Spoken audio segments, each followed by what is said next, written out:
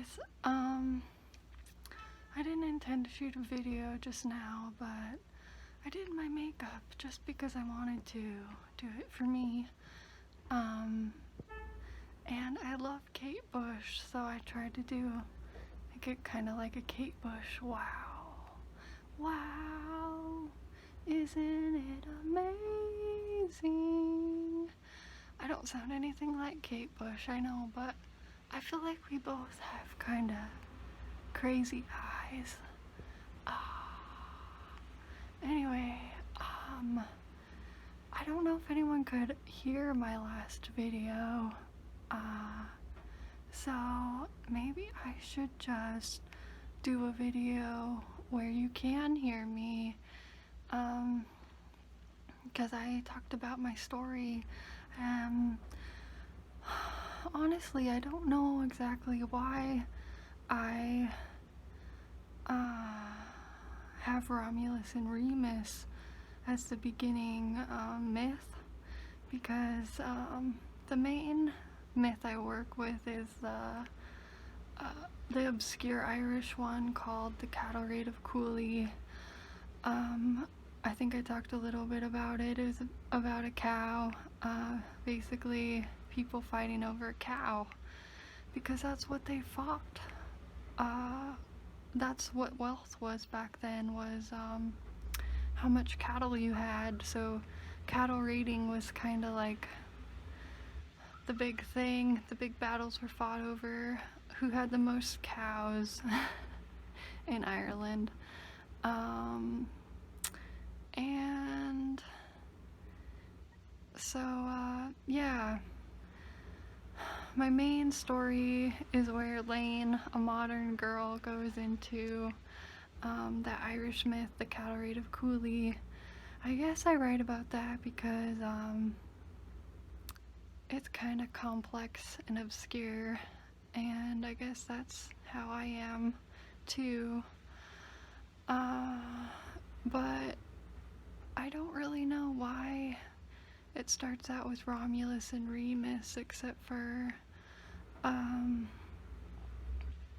well, I was trying to bridge the gap between how Laine, the main character, could enter the fantasy mode, and I thought I could do that by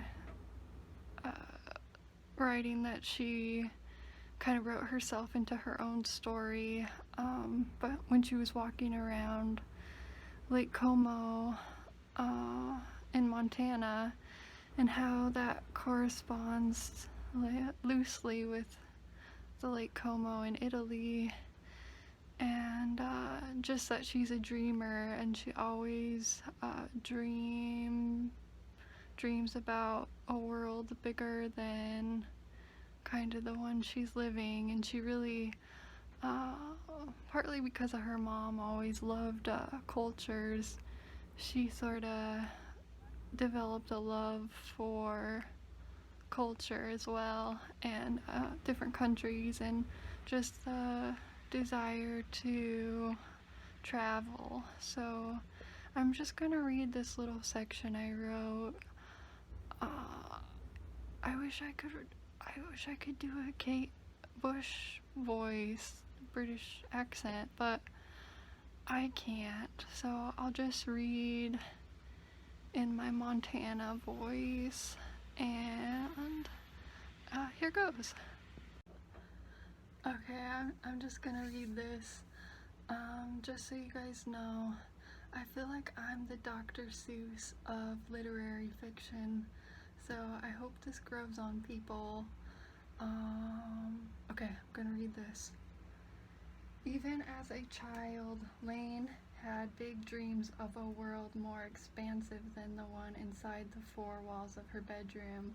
She was a 90s baby, partly due to mom's love of different cultures. She grew up under the influence of exploration and developed an imagination. She remembered one night when she must have been 5 or 6. Dad was outside. It was when they lived in Billings, Montana. He tinkered on one of his broken down cars. The combination of drinking and mechanics was top notch in Dad's book. Dad hovered in the garage when Laine snuck out the window in her big girl trainers and walked the sidewalks until she ran into some teenagers. The girl teenager sunk her tongue in her boyfriend's snarky mouth and made him take Laine home. By the end of it, they were all good friends. Laine wished she could stay out all night with the teenagers.